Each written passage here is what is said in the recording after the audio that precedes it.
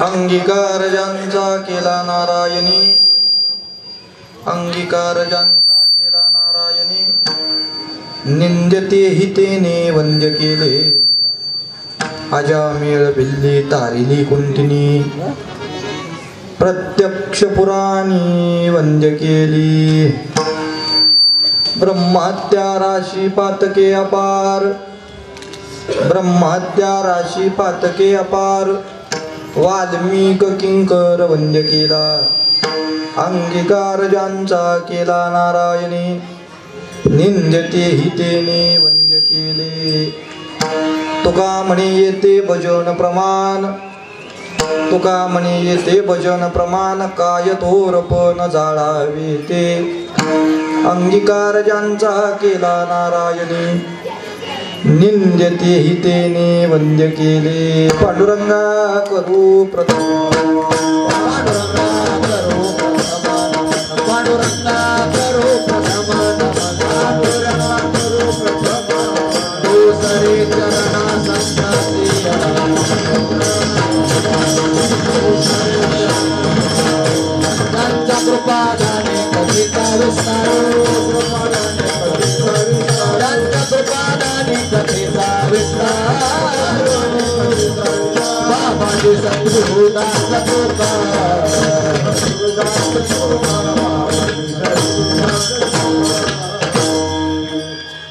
पांडुरंगा गुरु प्रथम दुसरी चरणा संताच्या त्यांच्या कृपादानी कधीचा विस्तार बाबाजी सद्गुरुदास तुका काय माझी वाणी मानेल संतांशी रंजवू चित्तासी आपल्या शिन झाला मदया संसार संभ्रमी शेतळया नामे झाली काया हे वाट गोमटी वैकुंठासी जाता रामकृष्ण कथा दिंडीध्वजा सेवे लागी सेवक झालो तुमच्या लागलो निज चरणा अहो स्वामी तुकया देवा यावरी न करावेर मस्तक माझा पायावरी वारकरी संतांच्या देव म्हणे नामया पाये परतोणी तुझ मी शरण आलो आता केशराजा हेच विनवनी मस्तक चरणी ठेवीत जे लढिवाळ नामा विडोबाचा दास तयाचे चरणास दंडवत नम गणित गुणा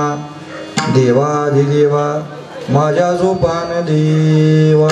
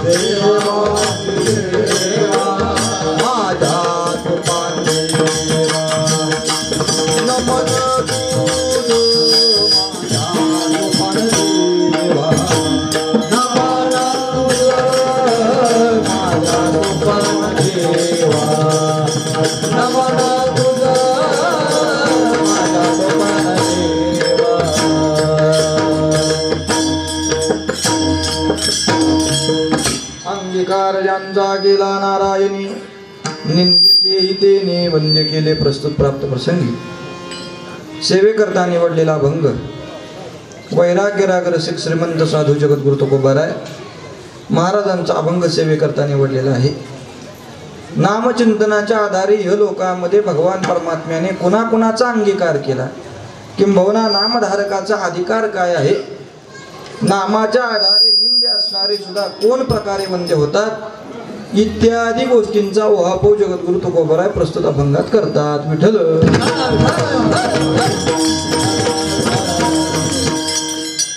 नामाच्या चिंतनामुळे ज्यांचा अंगीकार भगवान परमात्म्याने केला तुकोबारायांचं सांगणे निंदे असले तरी सुद्धा ते वंद्यतेला पोहोचले। अंगीकार ज्यांचा केला नारायणी निंद्यते हितेने वंद्य केले, निंद्य असणारे सुद्धा वंद्यतेला पोहोचले। कोण आहेत असे त्याची यादी तुकोबाराय सांगतात। कोण आहे?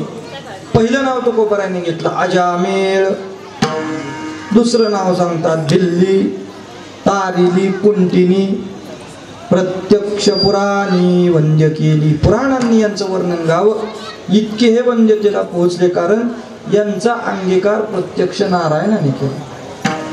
ब्रह्महत्या राशी पातके अपार, ज्याच्या ब्रह्महत्येच्या पातकांचं गणित नाही, इतकी पातक मस्तकावर असताना सुद्धा तो वाल्मिक काय झाला असेल तर वाल्मिक किंकर वंद्य केला. कारण अंगीकार ज्यांचा केला नारायणे. म्हणजे सगळ्या अंगीकाराला पोहोचले याचं कारण यांची थोरवी पाहिली, यांचं कुळ पाहिलं, यांची उच्चता पाहिली. महाराज सांगतात नाही इथं काही बाकीचं पाहिलं जात नाही, तर प्रमाणबद्धता काय असेल तर तुका म्हणे येथे भजन प्रमाण काय थोरपण जाळावे ते. अंगीकार ज्यांचा केला नारायणे, निंद्यते हितेने वंद्य केले विठ्ठल.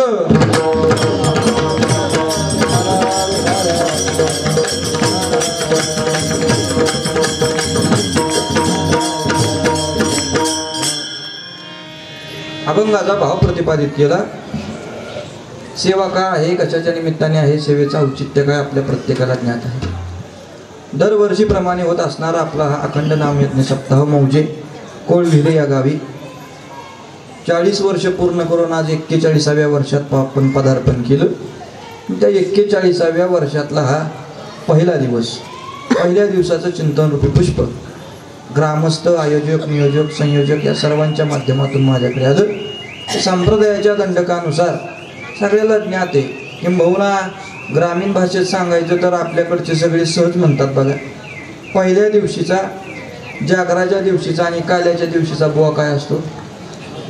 बांधलेला असतो. 3 बुवा बांधलेले, मधले चरायला सोडलेत का? नाथ महाराजांनी सगळेच बुवा बांधून ठेवलेत हो. कीर्तन या संकल्पनेत आल्यानंतर प्रत्येक बुवाला नाथ महाराजांनी बांधले. कोण शब्दांनी बांधले? जेने करोनी अंतरी मूर्ती ठसावी श्री हरीची, ऐसी कीर्तन मर्यादा आहे संतांच्या घरची.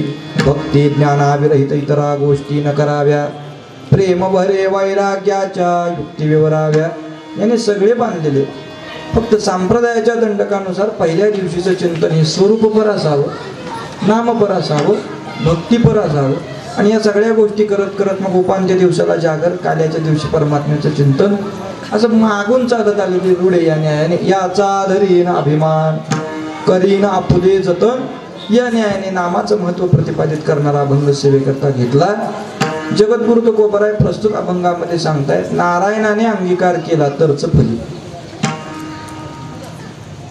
थोडी शंका उत्पन्न करायची ती म्हणजे अशी, अंगीकार ज्यांचा केला नारायण, नारायण सहज कुणाचा अंगीकार करत नाही. नारायणाने अंगीकार करावा असं वाटत असेल तर आधी नारायण कळणं महत्वाचं आहे. ईश्वरी तत्व समजलं महत्वाचं आहे आणि भगवान परमात्मा हे तत्व सामान्य नाही. देव या तत्वाची व्याप्ती सांगायची झाली तर एका शब्दात 9व्या अध्यायामध्ये भगवंताची व्याप्ती सांगितली. एका शब्दामध्ये व्यापकता सांगितली. गतिर्भर्ता प्रभू साक्षी, व्यापकता आहे भगवान परमात्म्याची. किती व्यापक आहे परमात्मा? तुकोबराय म्हणजे एवढा व्यापक आहे, एवढा प्रभू भावे, इतका व्यापक आहे. पण तेने संपुष्टी राहावे. पुन्हा त्याचा अभंगात एवढा शब्द वापरला, दुरुक्ती दोष आहे. व्याकरणशास्त्राच्या दृष्टीने एक शब्द दोनदा वापरणं म्हणजे दुरुक्तीचा दोष आहे. पण तुकोबराय सांगतायत एवढा प्रभू भावे, आणि परत त्याच अभंगाच्या 3ऱ्या चरणात म्हणले एवढा जगदानी, मागे तुळशीतलं पाणी. 2 एवढे का वापरले? पहिला एवढा शब्द वापरला ती भगवान परमात्म्याची व्यापकता सांगतायत. किती व्यापक आहे परमात्मा? तो ना यायसा ठाव उरला से कवन, सर्वत्र संपूर्ण गगन जैसे. भगवान परमात्मा नाही अशी या चराचरामध्ये जागा नाही, इतका व्यापक आहे. पण नुसता व्यापक नाही, दुसरा एवढा शब्द वापरतायत. त्या दुसऱ्या एवढ्यामध्ये त्याची ऐश्वर्य संपन्नता सांगतायत. किती ऐश्वर्य संपन्न आहे भगवान? ऐका यशश्री औदार्य ज्ञान वैराग्य ऐश्वर्य येत साही गुणवर्य वसती जेत. म्हणून तो भगवंतू इतका ऐश्वर्य संपन्न परमात्मा आहे, व्यापक परमात्मा आहे. तीर्थयात्रेला गेल्यानंतर नामदेवरायांना ज्ञानोबराय समजवतायत देव किती व्यापक आहे. चराचरामध्ये देव नाही अशी जागा नाही म्हणले, पण नामदेवरायांसारखा महात्मा सुद्धा म्हणला आम्हाला चराचरातला व्यापक परमात्मा दिसत नाही म्हणले. सर्व भावे मज तेच रूपावडे, जे पुंडलिका पुढे उभे असे. जे परमात्मा पुंडलिका पुढे उभे तेवढंच रूप आम्हाला माहिती आहे म्हणले. व्यापक परमात्मा आम्ही जाणत नाही. उच्चतम भक्ती केलेल्या महात्म्याच्या मुखात ते शब्द. ज्ञानोबराय सांगतायत देव व्यापक सगळीकडे. नामदेवरायांनी त्यावर उदाहरण दिलं. नामदेव महाराज म्हणले व्यापक असेल मी नाही म्हणत नाही, तुमची कहाणी खोटी आहे असं मला म्हणायचं नाही म्हणले. पृथ्वीवर 3 भाग पाणी आहे. किती? 3 भाग पाणी आहे आणि एका भूभागावर मनुष्य वस्ती आहे. 3 भाग पाणी असताना चातक नावाचा पक्षी डबक्यातलं पाणी पितो का? चातक डबक्यातलं पाणी पित नाही. मग काय पितो? पावसाचं पाणी पितो. तसं म्हणले आमची भक्ती एकविध आहे. आम्ही एकाच देवाला नमस्कार करतो, अन्यत्र समोर आम्ही हात जोडत नाही. एकविध भावना आहे भक्तीची. परमात्म्याने अंगीकार करावा असं वाटत असेल तर भक्तीमध्ये दृढता हवी आहे, भक्तीमध्ये एकात्मता हवी आहे, एकविध भाव पाहिजे. तो परमात्मा अंगीकार करतो. परमात्म्याने स्वतःच्या पत्नीचा अंगीकार सहज केला नाही. लक्ष्मी मातेचा अंगीकारही परमात्म्याने सहज केला नाही. परमात्म्याने अंगीकार करावा यासाठी ज्यावेळी लक्ष्मी माता समोर गेल्या आणि देवाला सांगतायत माझ्यासारखी स्वरूपवान स्त्री तुम्हाला अखंड त्रिभुवनात पाहायला मिळणार नाही, त्यावेळी देव त्यांना प्रश्न विचारतात मग तुम्ही माझ्याकडे का आला? माझ्यासारखी सुंदर स्त्री या जगतात भेटणार नाही खरं आहे म्हणले, पण तुमच्यासारखी सुंदर स्त्री ज्या अर्थी माझ्या समोर येते त्या अर्थी माझ्यासारखा सुंदर पुरुषही तुम्हाला संबंध ब्रह्मांडात सापडणार नाही. इतका सुंदर परमात्मा आहे. काय परमात्म्याची सुंदरता सांगायला? सुंदरपणाची साम्यता काय वर्णुते न पवेयाता, तो कया बंधू म्हणे रे अच्युता, धन्य ते माता पिता प्रसवली. नाटामध्ये महाराज सांगतात किती व्यापक आहे परमात्मा. व्यस्ता व्यापक नाही, सुंदर आहे. राजस सुकुमार मदनाचा पुतळा, रवी शिखळा लोपल्या कस्तुरी मळवट, चंदनाची उटी रोळे मालकंठी वैजयंती. काय त्याच्या सुंदरतेचं वर्णन करावं. अनुपम्य मनोहर अनुपम्य मनोहर अनुपम्य मनोहर अनुपम्य मनोहर. काचे तोंडे पीतांबर काचे तोंडे पीतांबर काचे तोंडे पीतांबर काचे तोंडे पीतांबर. चरणी ब्रिदाचा तोगार देखीला देव, चरणी ब्रिदाचा तोगार देखीला देव, चरणी ब्रिदाचा तोगार देखीला देव, चरणी ब्रिदाचा तोगार देखीला देव. योगियाची बसवती योगियाची बसवती योगियाची बसवती योगियाची बसवती.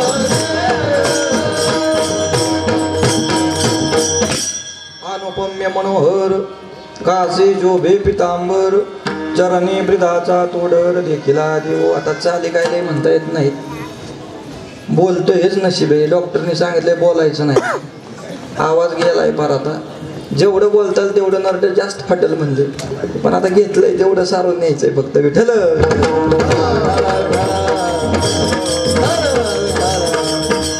अनुपम्य मनोहर कासे शोभे पितांबर, चरणी ब्रिदाचा तोडर देखिला देव. इतका सुंदर परमात्मा.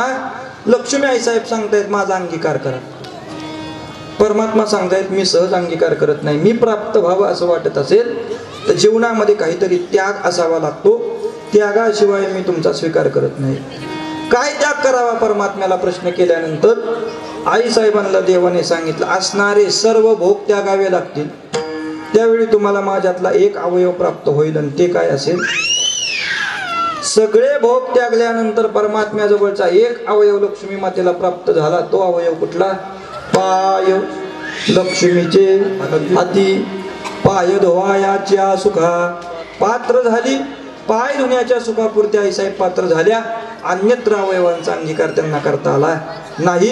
मग ज्या पत्नी आहेत तिला सुद्धा अंगीकार करण्यासाठी एवढी पराकष्टा भोगावी लागली. महाराज नारायण सहज अंगीकार करत नाही. जे तुकोबराय सांगतायत अंगीकार ज्यांचा केला नारायणे, त्या तुकोबरायांना सुद्धा नारायणाने अंगीकार करावा म्हणून विनंती करावी लागली. तुकोबरायांचा अधिकार सामान्य होता का? तुकाराम महाराजांच्या अधिकाराचं वर्णन प्रत्यक्ष ज्ञानोबरायांनी करावं. ज्ञानेश्वर महाराज सांगतायत तुकोबरायांचा अधिकार काय? कोण आहे तुकाराम महाराज? सूक्ष्म ऐकणारे म्हणतील महाराज बिघडला काय? ज्ञानोबरायांचा काळ कुठला, तुकाराम महाराजांचा काळ कुठला? आणि एवढ्या तफावतीत ज्ञानेश्वर महाराज कसे सांगतील तुकाराम महाराजांचा अधिकार? बरोबर आहे ना? ज्ञानोबराय 12व्या शतकात, तुकोबराय 16व्या शतकात. एवढ्या वर्षाचे तफावत ज्ञानोबराय कसे सांगतील? पुन्हा सांगतो, ज्ञानोबरायच सांगतात. कसे सांगतात? प्रसंग घडला होता. रामेश्वर भट्टांनी जगद्गुरु तुकोबरायांची गाथा बुडवायला लावली. गाथा बुडवल्यानंतर जगद्गुरु तुकोबरायांनी इंद्रायणीच्या काठावर अनुष्ठान केलं. अनुष्ठान करत असताना जगद्गुरु तुकोबरायांनी परमात्म्याला बोल लावले. बोल लावत असताना तुकोबरायांचे शब्द आहेत, कागा केविलवाणा केलो दिनांचा दीन, काय तुझी हीन शक्ती झाली से दिसे, लाज येते मना तुझा म्हणविता दास, गोडी नाही रस बोललिया सारखी, लाजविली मागे संतांची उत्तरे, कलो येते खरे तुझे एकावरून. अरे कुणी करायला लावलं? म्हणजे कुणाच्या सांगण्यावरून केलं? तुका म्हणे माझी कोणी वदविली वाणी, प्रसादा वाचोनी तुमची या विठ्ठले. बुडवायलाच लावायची होती तर करायला का लावली देवा? हे बोल लागल्यानंतर मग मात्र ज्यावेळी रामेश्वर भट्ट परतीला निघालेत ना, ते परतीला जात असताना स्नान करण्याची वेळ झाली. स्नान करत असताना स्नानासाठी एका विहिरीत उतरले. ती विहिरी अनगटशा फकीराची. अनगटशा फकीराच्या विहिरीमध्ये उतरल्यानंतर प्रसंग घडला. अनगटशा फकीराने त्या विहिरीवरती नोंद लिहून ठेवली होती, हे पाणी फक्त संध्येसाठी वापरायचं, देवपूजेला वापरावं, प्यायला वापरावं, स्नान यामध्ये कुणी करायचं. शिष्य सांगतायत महाराज यात उतरू नका असा असा नियम लिहिलाय. अरे कोण नियम लिहिणारा? म्हणजे मी दशग्रंथी आहे. दशग्रंथी होते, दांभिक होते, ज्ञानाचा सुप्त अहंकार होता. उतरले पाण्यामध्ये. अनगटशा फकीराने पाहिलं आणि अनगटशाने पाहिल्याबरोबर विचारलं, महाराज मी तर लिहिलंय तरी तुम्ही काच बरं स्नान करताय? म्हणले. अरे कोण तू? म्हणले. म्हणजे मी मालक आहे विहिरीचा. का बरं स्नान करताय? मी इथंच स्नान करणार, तुझं काय म्हणणं आहे? बोल. तो अनगटशा फकीर होता, वाचा सिद्धी प्राप्त होती, महात्मा होता. जाता जाता म्हणून गेला, ठीक आहे कर म्हणजे, आईसही डुबते रहो. काय गेलं वचन? आईसही डुबते रहो. हा वचन मुखातून गेल्याबरोबर रामेश्वर भट्टांनी बाहेर निघलं की अंगाचा दाह व्हायचा. आतमध्ये पुन्हा पाण्यात बसावं लागायचं. पाण्यातून बाहेर निघलं की दाह. ही दशा का प्राप्त झाली? म्हणून ज्ञानोबरायांच्या समोर जाऊन अनुष्ठान केलं. ज्ञानोबराय आजच्या मितीला सुद्धा भेट देतात. ज्ञानेश्वर महाराज सांप्रत कलियुगामध्ये सुद्धा भेट देतात. ज्ञानोबराय कशी भेट देतात? काय अनुष्ठान करावं लागतं? नाथ महाराजांचं एक प्रमाण सांगून जातो तुम्हाला. ऐसी ही 14 अक्षरे जो ऐके कर्णविवरे, की उच्चारी मुखाद्वारे, तया प्रत्यक्ष ज्ञानदेव भेटे. कुठली 14 अक्षरे? कीर्तन झाल्यावर भेटा. सहज कसं सांगावं? ज्ञानोबराय भेटणार आहे तो, त्याला वेगळी फी ठेवतो म्हणून सांगून जातो. किती अक्षर आहेत? 14 अक्षर आहेत. कुठले आहेत? मोजा. निवृत्ती, ज्ञानदेव, सोपान, मुक्ताबाई. किती अक्षर झाली? 4 नावं झाली. आणि 4 नावाच्या अक्षर 14 आहेत. काय महत्व आहे या नावाचं? 3 अक्षरे निवृत्ती, जो जप करेला हो रात्री, तयासा युज्यता मुक्ती ब्रह्मस्थिती सर्व काळ. 4 अक्षरे ज्ञानदेव, जो जप करेला धरील भाव, तया ब्रह्मपदी ठाव ऐसे शिवादिदेव बोलिले. सोपान ही 3 अक्षरे, जो जप करेल निर्धारे, तयासी ब्रह्म साक्षात्कारे होय सत्वर जाणीजे. मुक्ताबाई चतुर्विधा, जो जप करेल सदा, तो जाईल मोक्षपदा, सायुज्य संपदा पावेल. ऐसी ही 14 अक्षरे, जो ऐके कर्णविवरे, की उच्चारी मुखाद्वारे, तया प्रत्यक्ष ज्ञानदेव भेटे विठ्ठल.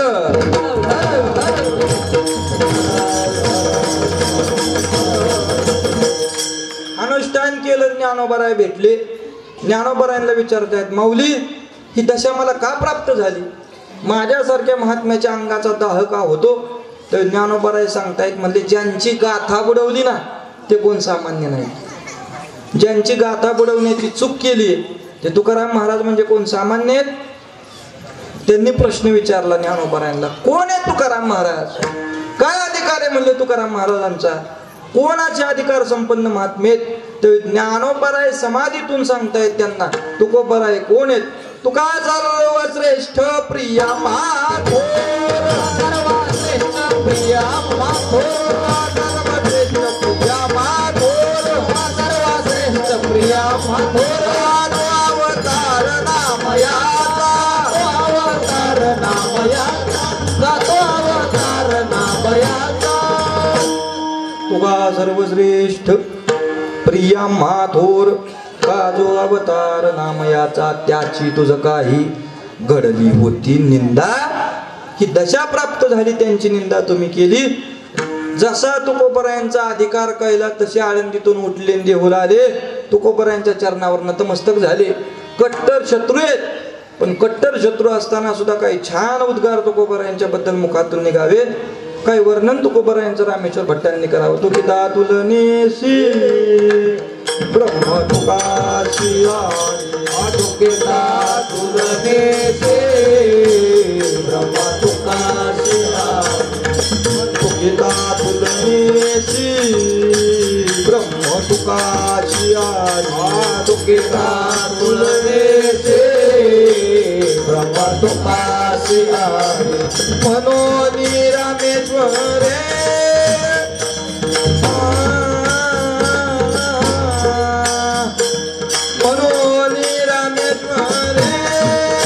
चरणी मस्तक ठेवी, आरती तुकारामा,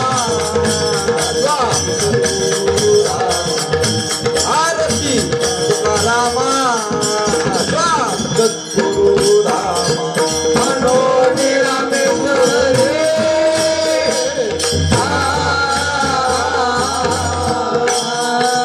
मनोनी रामेश्वरे, चरणी मस्तक ठेविले, आरती तुकारामा, स्वामी सद्गुरु रामा, आरती तुकारामा, स्वामी सद्गुरु रामा. महाराज त्याचं वर्णन करतायत.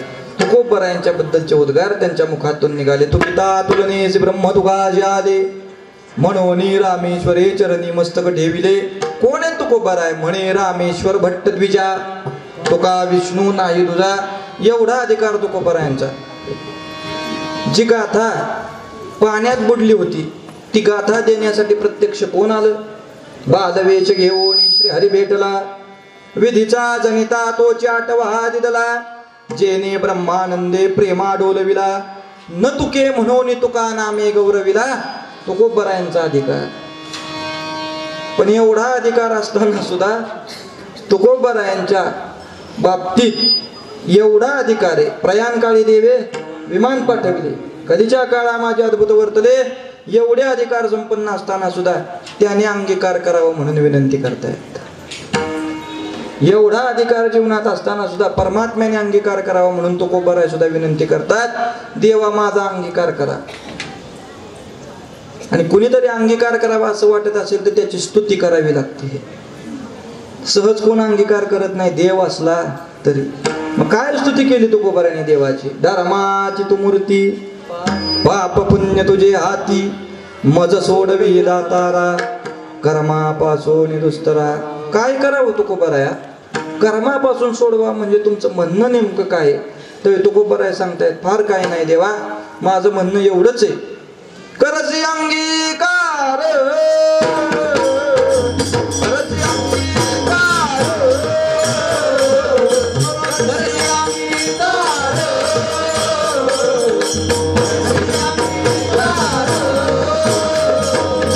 करसी अंगीकार, अंगीकार तरी अंगीकार तरी काय माझा भार तरी काय माझा भार पद सोडावी जाणारा पद सोडावी जाणारा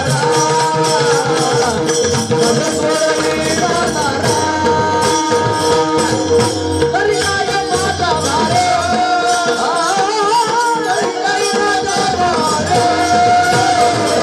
पद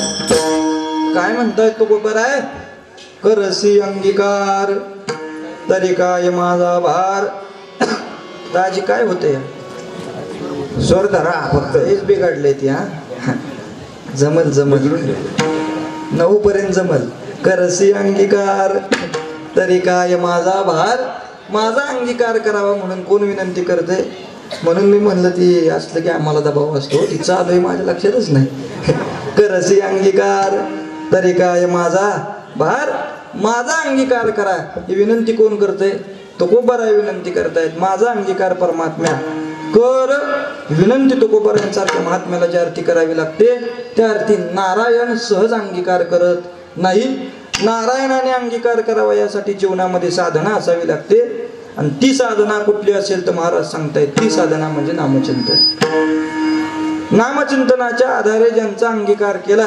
ते नीच असणारे सुद्धा कुठे पोहोचले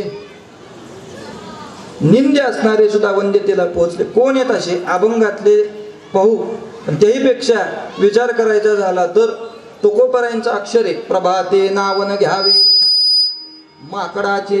माकडाचं नाव प्रभात समयाला मुखामध्ये येऊ नये असं कोण सांगतंय शास्त्र सांगतंय शास्त्राचा आधार असा आहे की प्रभात समयाला माकडाचं नावही मुखामध्ये नाही आलं पाहिजे मग त्याच माकडाला अर्थात त्याच वानराला जगद्गुरु तुकोबाराय भक्तीच्या वाटा विचारतात काय भक्तीच्या त्या वाटा मज दावा व्यासुभटा कारण काय असेल नाथ महाराज भावार्थ रामायणात सांगतायत योनी कुठली आहे मरकट आहे माकडाची पण अधिकार योनी जन्मला मरकट परी वानरा माझी अतिश्रेष्ठ वानरा माझी आहेत कारण जीवनामध्ये आल्यानंतर भक्ती या साधनाच्या द्वारे कशाची प्राप्ती झाली असेल तर मनोनी देखिले राम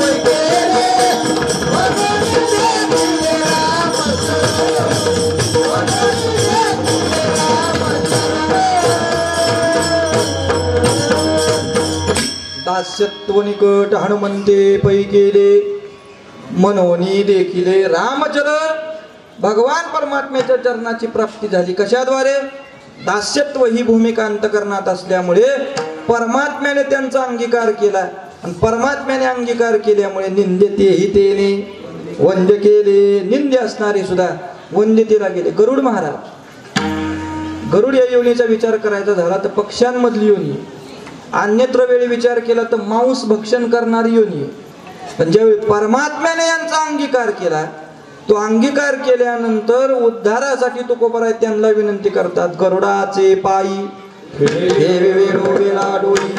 वेगी आणावा तो हरी मज दिना ते उद्धरी अंगीकार ज्यांचा केला नारायणे परमात्म्याने अंगीकार केल्यानंतर अंत्यज जरी असला तरी सुद्धा तो श्रेष्ठ होतो अंत्यजात योनी तरल्या हरिभजने तयाची पुराणे भाट झाली कोण होते वैश्य तुळाधार गोरा तो कुंभार धागा हा चांभार रोहिदास कबीर मोमीन लतिफा मुसलमान सेना नाविजान विष्णुदासा कानोपात्रा खोदू पिंजारी तो दादू भजनी अभेदू हरीचे पायी चोखा मेळा बंका जातीचे महार त्यासी सर्वेश्वर ऐक्य करी नामयाची जनी कोण तिचा भाव जेवी पंढरीराव तिचे सवे मैराळ जनक कोण कुळ याचे महिमान तयाचे काय सांगो. महाराज सांगताय ते सगळे अंत्यजाती योनी पण तरी सुद्धा यांचा अंगीकार परमात्म्याने केला. निंद्यते हितेने वंद्य केले.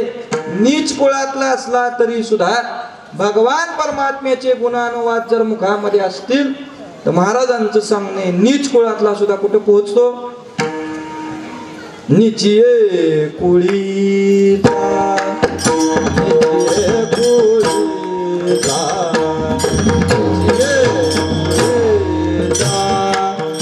निचिये कुळीचा उंच वंद्य होय निचिये कुळीचा प्रवद्य होय हरीचे दोघाय गुणानुवाद.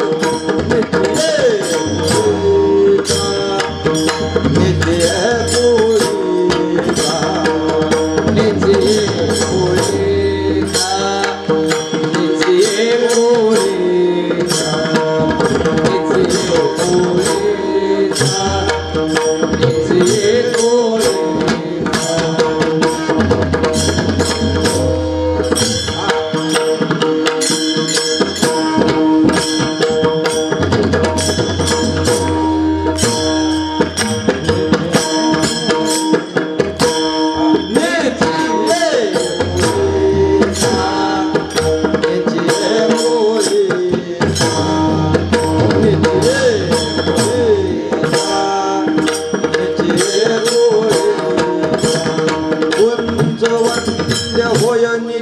कुळीचा. उंच वंद्य होय हरीचे दोघाय गुणानुवाद. निचिये कुळीचा निचिये कुळीचा निचिये कुळीचा निचिये कुळीचा निचिये कुळीचा निचिये कुळीचा. उंच वंद्य होय निचिये कुळीचा उंच वंद्य होय हरीचे दोघाय गुणानुवाद. निचिये कुळीचा निचिये कुळीचा निचिये कुळीचा. उंच वंद्य होय हरीचे दोघाय गुणानुवाद. निचिये कुळीचा उंच वंद्य होय हरीचे दोघाय गुणानुवाद. निचिये कुळीचा निचिये कुळीचा निचिये कुळीचा. उंच वंद्य होय निचिये कुळीचा उंच वंद्य होय हरीचे दोघाय गुणानुवाद. निचिये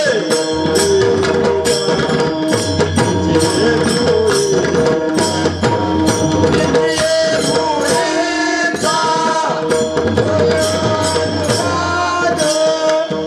निचिये दोघाय गुणानुवाद. निचिये कुळीचा उंच वंद्य होय हरीचे दोघाय गुणानुवाद. निचिये जातीचा निचिये कुळीचा निचिये कुळीचा निचिये कुळीचा. उंच वंद्य होय निचिये कुळीचा उंच वंद्य होय हरीचे दोघाय गुणानुवाद. निचिये कुळीचा निचिये कुळीचा.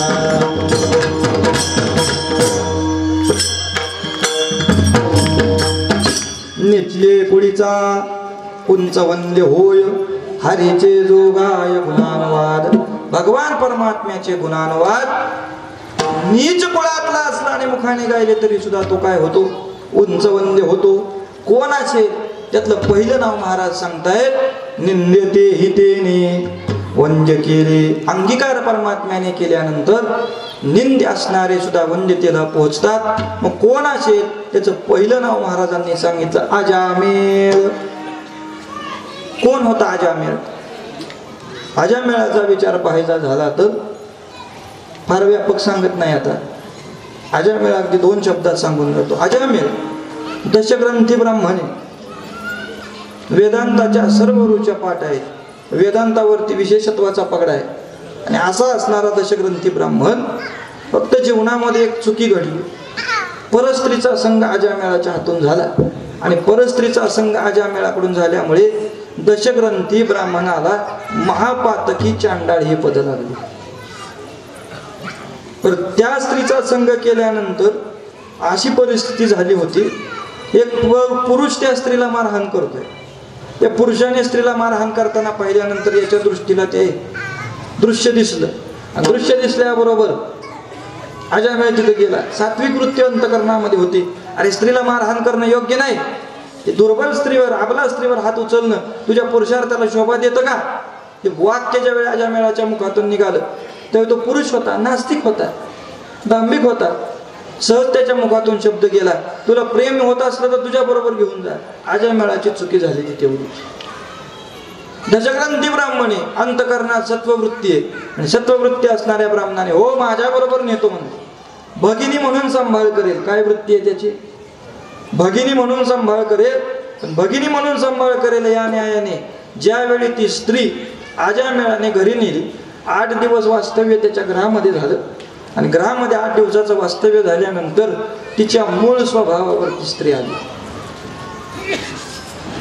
गोड सांगून जातात महाराज, काही केलं तरी मूळ स्वभाव माणूस स्वतःचा विसरत नाही. पडिले वळण इंद्रिया सगळा, त्या इंद्रियांना वासनेचा क्षय होता. वासना लुप्त इंद्रिय होती. तिने वासना प्रकट केली आणि अजामेळाला म्हणू लागली माझ्या बरोबर संग करा. ज्यावेळी संग करा अशी आग्रह करू लागली त्यावेळी अजामेळ म्हणला अगं भगिनी म्हणून तुला घरी आणलं, बहीण म्हणून तुला सांभाळलं, काय वृत्ती आहे म्हणले तुझी? माझ्या घरात राहण्याच्या योग्यतेची तू नाही, बाहेर हो. हा शब्द अजामेळाने काढल्याबरोबर ती स्त्री अजामेळाला सांगते घरातून बाहेर जाते. 8 दिवस तुझ्या घरामध्ये वास्तव्य केले, संपूर्ण परिसराला सांगणार माझ्या बरोबर संग केला. आत्ताच्या भाषेत सांगायचं तर काय केलं? ब्लॅकमेल केलं. इंग्रजी शब्द आहे ना. हातबल केलं. आणि हातबल केलेल्या अजामेळाला तिच्या बरोबर संग करावा लागला. त्या संघातून एक उत्पत्ती झाली. ती उत्पत्ती झाल्यानंतर ती उत्पत्ती तिथं ठेवली, स्त्री निघून गेली. उत्पत्ती बरोबर ठेवल्यामुळं त्या अजामेळाचं सर्व कर्म विषयाचं संधान संपून गेलं. कर्म हे विषय करण्यासाठी अजामेळ ब्राह्मण उचित राहिला नाही. आणि शास्त्रानुसार परस्त्रीचा संग झाल्यामुळे महापातकी चांडाळ ही पद अजामेळाच्या पाठीमागं लागली. दुर्दशा जीवनाची झाली. आणि दुर्दशा जीवनाची झाल्यामुळे फक्त वृत्ती सात्विक होती, जीवनामध्ये काही सेवा केली होती, त्या सेवेचं फलित म्हणून संताची भेट झाली. आणि साधूची भेट झाल्यानंतर घडलेली हकीकत सगळी सांगितली. असं असं झालंय म्हणलो. बरं आता कर्मातला कुठला विधी करावा आणि त्या मार्गातून पुण्याची प्राप्ती करून घ्यावी एवढ्या योग्यतेचा तू राहिला नाही म्हणले. आता या लोकातून तरुण जायचं असेल तर तुला एकच उपाय आहे म्हणले, आणि तेवढाच उपाय तू कर. काय करू म्हणले? नामचिंतन करू शकतो. करावं कसं म्हणले? संधानच लागत नाही. विस्कळीत झालेलं जीवन आहे आणि विस्कळीतल्या जीवनामुळे नामचिंतनावरती ध्यान लागत नाही. सहज मुखाला नामीलाशी साधना सांगा. तर सहज मुखाला नामीलाशी साधना सांगा म्हटल्यानंतर त्याला साधना सांगितली. काही करू नको म्हणले. संताचं बोलणं किती सहज असतं बघा. सहज जाता जाता सांगितलं काही करू नको म्हणले. जे अपत्य सांभाळतोय ना त्या मुलाचं नाव नारायण ठेव, आणि निघून गेले. अजामेळाने त्या मुलाचं नाव काय ठेवलं? नारायण ठेवलं. नारायणा मुलाचं नाव ठेवल्यामुळे नारायणा पाणी आण रे, नारायणा बसायला टाक रे, नारायणा हे कर रे, नारायणा ते कर रे, या न्यायातून मुखातून कुणाचं चिंतन झालं? नारायण नारायण नारायण चिंतन झालं. कुणाच्या शोकातून झालं? कुणाच्या स्नेहातून झालं? पुत्राच्या स्नेहातून झालं. पण पुत्राच्या स्नेहातून जरी नामचिंतन केलं तरी तुकोबाराय म्हणले त्याला दया येते. अकारण मुखातून साधना केली आणि आकारणमुखातून साधना केल्यानंतर अंतकाळ अजामेळाचा जवळ आला. नारायणा नारायणा नारायणा अजामेळ म्हणतोय. कोणाला म्हणतोय? पुत्राला. पण जवळ कोण उभा राहिला? तो गोबराय वर्णन करतात. पुत्र स्नेह शोक करी अजामेळ करी तो कृपाळ जवळी उभा. परमात्मा नुसता जवळ उभा राहिला नाही, अंतकाळी त्या अजामेळाला परमात्म्याने केलेला उपकार इतका दयाळू परमात्मा आहे. पुत्र स्नेहाच्या माध्यमातून नारायण नामचिंतन केलं, पण एवढा उपकार अजामेळावरती केला. अनाथांच्या नाते घातला विमाने, अनाथांच्या नाते घातला विमाने, अनाथांच्या नाते घातला विमाने, परलोक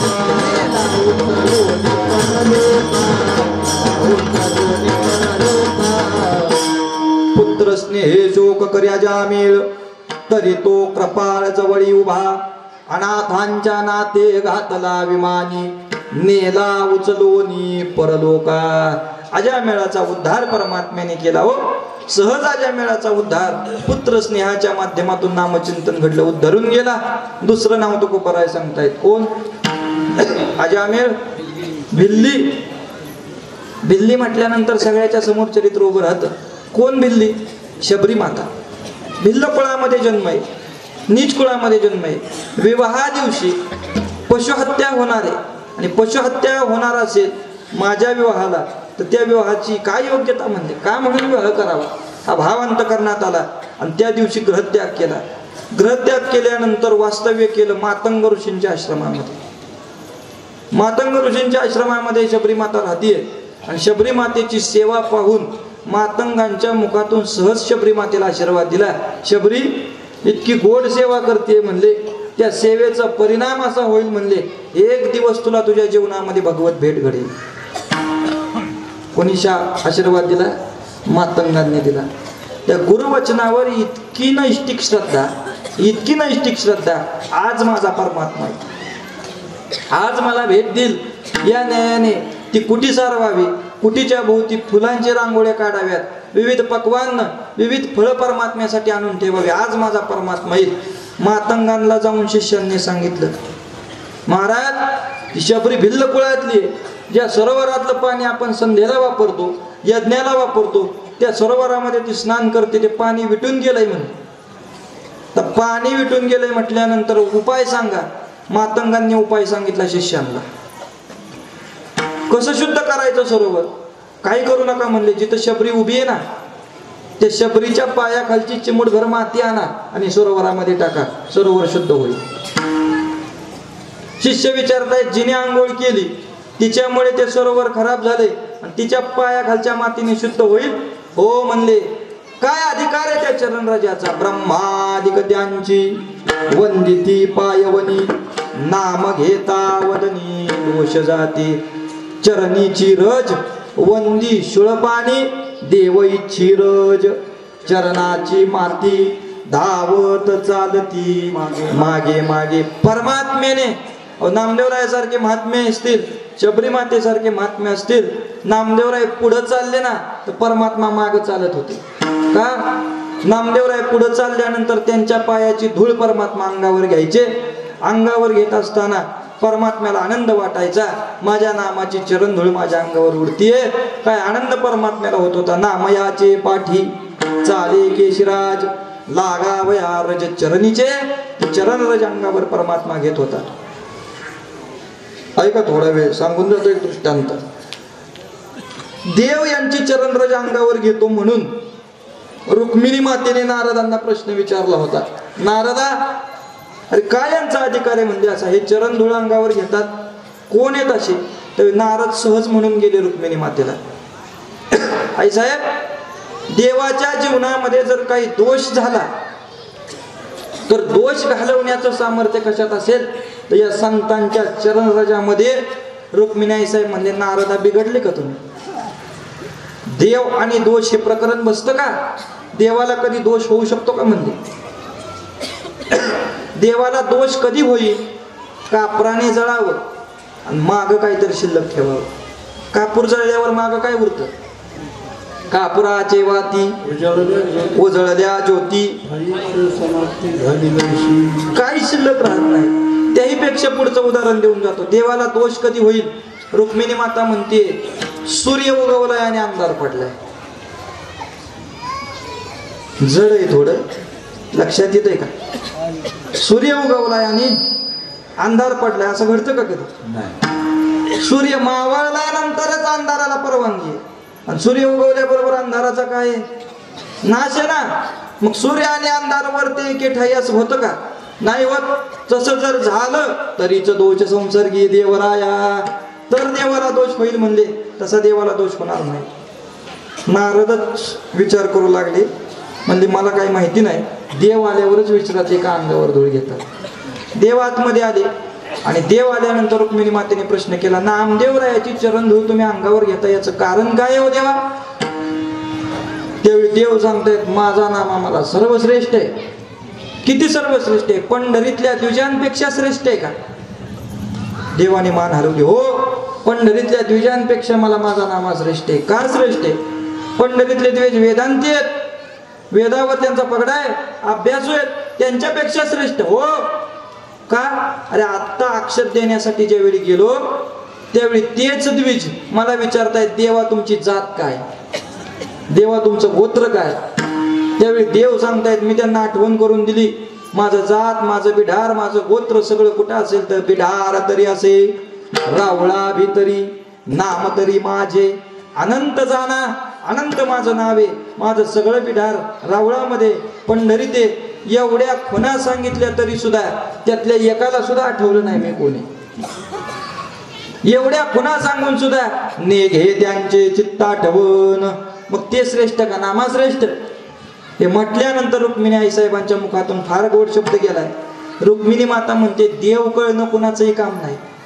उच्च जातीत जन्माला आला, उच्च ज्ञानवान झाला, उच्च शिक्षित झाला, सगळ्या ज्ञानाची प्राप्ती झाली म्हणून त्याला देव कळला असं कधी होत नाही. विद्या वयसा जाती कुळाचा अभिमान त्या कैसे चरण प्राप्त तुमचे, त्यांना चरण प्राप्त होत नाहीत. मग नामदेवरायाविषयी काय भावे देवा तुमचा? त्यावेळी देवाच्या मुखातून निघालेले शब्द आहेत, तुमचा काय भाव असेल मला माहिती नाही, पण माझ्या नामाची चरण धूळ मी अंगावर घेतो. या पाठीमागचं कारण एवढंच आहे, म्हणले माझ्या नामाची भक्ती मला कशी असेल तर. काही शब्द आहेत परमात्म्याचे गोड. परमात्मा सांगतायत नामदेवरायाची भक्ती मला कशी आहे. नामा तरी आम्हा निष्फल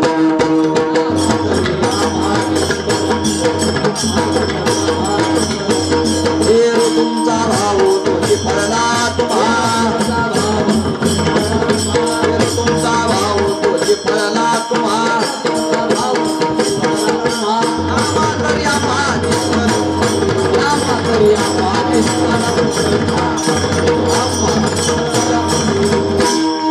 तीर्थावळीमध्ये परमात्म्याने सांगावं, येरो तुमचा भाव तोची फळला तुम्हा, नामा तरी आम्हा निष्कलंक. कोण म्हणतोय भक्ताला निष्कलंक? परमात्मा म्हणतोय माझा नामा मला कोण आहे? निष्कलंक आहे. आपल्याला घरच्यांनी तरी म्हणावं, आमचे बुवा कीर्तन करतात ते आम्हाला निष्कलंक आहेत नाही म्हणत. पण इथं परमात्मा सांगतोय भक्ताचा अधिकार काय? माझा नामा मला कोण आहे? निष्कलंक आहे. माझ्या नामाची भक्ती निष्कलंकित आहे म्हणून देव सांगतायत त्यांचे चरण धूळ मी अंगावर घेतो. शबरीच्या पायाखालची माती उचलली, सरोवरात टाकली, सरोवर शुद्ध झालं. महाराज पाहता काय, भगवान प्रभू रामचंद्राची भेट झाली. भगवंताची भेट झाल्यानंतर शबरी मातेने ऐका महिमा आवडीची, बोरे खाय बिल्लिनीची, त्या बिल्लिनीची बोरं परमात्म्याच्या हातामध्ये दिली. परमात्म्याच्या हातामध्ये ती बोरं दिल्यानंतर परमात्म्याने ती बोरं हातामध्ये घेतली. बरं बोरं कशी होती? उष्टी होती, त्यांनी चाकली होती मग ठेवली होती. मग ती बोरं खाताना परमात्म्याने विचार केला का हो? त्यावेळी काय पेप्सोडेंट होती का कोलगेट होती? काय होतं त्यावेळी? पण हे पाहतो का परमात्मा? न म्हणे उच्चिष्टा तवा थोडे, तो का म्हणे भक्ती पुढे. या भक्तिप्रेमाने दिलेली फळं परमात्म्याने सेवन केली आणि परमात्मा विचारताय शबरी बोल काय इच्छा आहे तुझी? शबरी माता सांगते परमात्म्याला, परमात्मा भगवंता आयुष्यभर एका इच्छेसाठी जगले, ती इच्छा कुठली आहे?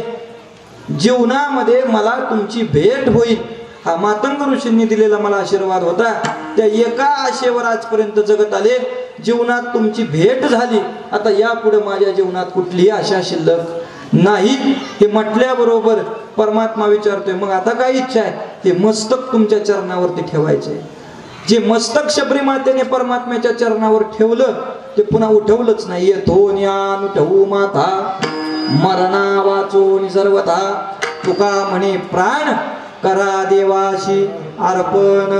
आजामेळ भिल्ली असणारी शबरी तरुण गेली, नुसती तरली नाही, प्रत्यक्ष पुराणी वंद्य केली. पुराणांनी यांचं वर्णन गावं. आता राहिली कुंटिनी. कुंटिनी म्हणजे कोण? कुंटिनी शब्दाचा अर्थ होतो कुस्थळावर वास्तव्य करणारी, इथे नाम कुंटिनी. आयुष्यभर देहविक्रीचा धंदा केला आणि आयुष्यभर देहविक्री करत असताना परमात्म्याचं चिंतन केलं नाही. फक्त एक पोपट पाहिला होता, पोपट पक्षी होता. त्या पक्ष्याचं नाव काय ठेवलं होतं? राघोबा. त्या पक्ष्याचं नाव राघोबा ठेवलंय. आणि अंतकाळी तिला चिंता वाटायची, मी गेल्यानंतर राघोबाचं कसं होईल, मी गेल्यानंतर राघोबाचं कसं होईल. प्राण सोडत असताना चिंतन करते, राघोबा राघोबा राघोबा. राघोबा करत प्राण सोडला. नाव कुणाचं होतं? चिंतन घडलं कुणाचं? अंतकालेच मामेव स्मरण मुक्त्वा कलेवरम. अंतकाळी ज्याच्या नामाले मुखा तुका म्हणे सुखा पार नाही. गणिकाय वेश्याय, पण चिंतन घडलं भगवान परमात्म्याच्या नामचिंतनाचं. तुकोबराय वर्णन करतात. अंतकाळी गणिका पक्षियांच्या छंदे राम राम पद उच्चारिले. तव त्या दीनानाथा कृपाली कैसी तिने तियेसी वैकुंठा नेले वेश्या. गणिकाती सत्य लोका नेली. उद्धार झाला गणिकेचा. अंतकाळाला भगवत नामचिंतन घडलं आणि त्या चिंतनाच्या अधिकाराने काय झालं? अंगीकार ज्यांचा केला नारायणे निंद्यते हि तेने वंद्य केले विढोपार कुमार.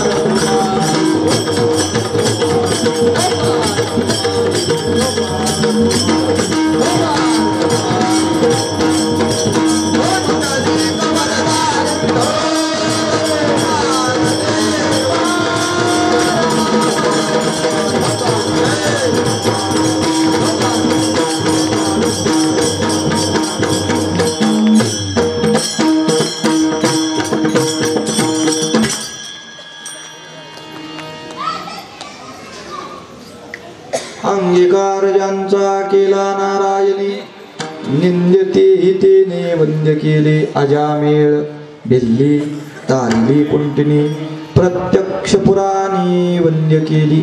अजून कोण असेल ज्यांच्या जीवनामध्ये पातकांचे डोंगर आहेत? सर्वांच्या मते किती पाप आहे? सर्वांच्या मते सर्व श्रुत ऐकलं तर वाल्या कोळ्याचं पाप किती आहे? 7 रांजण भरून. किती? 7 रांजण. गणित आहे सगळ्यांचं. तुकोबरायांचे शब्द आहेत ब्रह्महत्या राशी पातके अपार. आणि त्यांच्या स्वतःच्या शब्दात सांगायचं तर संख्या नैवच. वाल्मिकी रामायण सांगून जातंय किती ब्रह्महत्या माझ्या हातून घडल्या मला माहिती नाही, संख्येचं गणितच नाही. म्हणजे एवढ्या ब्रह्महत्या माझ्या हातून घडल्या.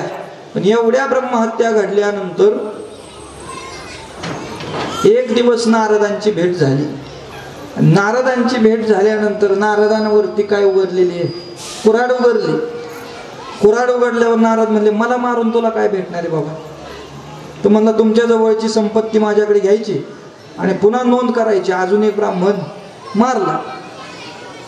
नारद म्हणले माझ्याकडे संपत्ती ती काय? माझी संपत्ती मारतो कशाला? अशीच घेऊन टाक म्हणले तुला. आमच्याकडे संपत्ती काय सापडणार? एका वारकऱ्याची संपत्ती काय असते? आम्हा विठ्ठल जीवन टाळ चिपळ्या धन टाळ विना घे म्हणले. ते नारदांना विचारतायत. रत्नाकर त्यांचं नाव आहे. रत्नाकर म्हणजे वाल्या कोळी. रत्नाकर विचारतोय म्हणले हे घेऊन मी काय करायचं? नारद म्हणले हे घेऊन काय करतात? म्हणजे भजन. तेच कर म्हणले.